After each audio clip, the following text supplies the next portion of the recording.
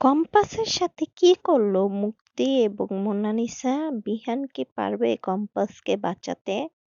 সম্পূর্ণ ভিডিও দেখতে আমার চ্যানেলটার সাথেই থাকুন। দেখা যায় ঋতুজা তো ভাবতে থাকে, তারপরে ঋতুজার দেওরকে ডেকে এনে জিজ্ঞাসা করে ওই জায়গাটা তো কম্পাসের, ওইটা ওদেরকেই বুঝিয়ে দিতে হবে, কোনো কিছু করা যাবে না। এরপর মুক্তি এবং মোনালিসা তো প্ল্যান করে কম্পাসকে মারার জন্য। ওদিকে বিহান তো চিন্তা করতে থাকে কম্পাসের জন্য, যে এত রাগ ওর বাবা মাকে নিয়ে চলে গেছে। তারপরে ল্যাবে চলে আসে কম্পাস ওর বাবার সাথে, মাকে খাওয়িয়ে দিয়ে পরে স্যারকে বলে। স্যার বলে, কম্পাস তুমি এসেছো? স্যার বলে, হ্যাঁ স্যার আমি এসেছি। তারপরে দেখা যায় আরেকটা মোনা সেজে এসে, একটা প্রফেসর সাজে আসে। প্রফেসর ওকে দিয়ে সই করে এনে পরে বলে, এ হচ্ছে তোমার এক্সপ্রেশন করবে। তারপরে বলে তোমার সাথে করবে, এক্সপ্লেন করবে, তোমাকে পরীক্ষা করবে। তারপরে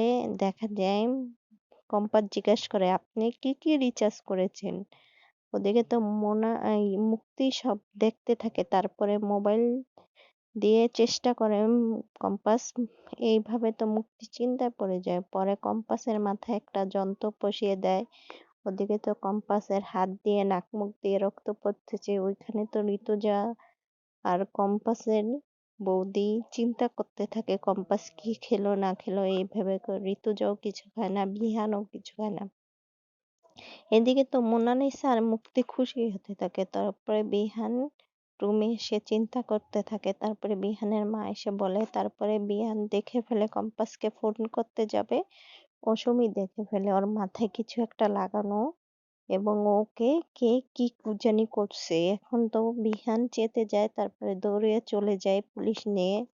এখন দেখা যাক বিহান কি করতে পারে, কি হতে চলেছে আগামী পর্বে দেখতে পারবে। দেখতে থাকো কম্পাস। ভিডিওটা ভালো লাগলে লাইক সাবস্ক্রাইব করে পাশে থাকবে। Thank you.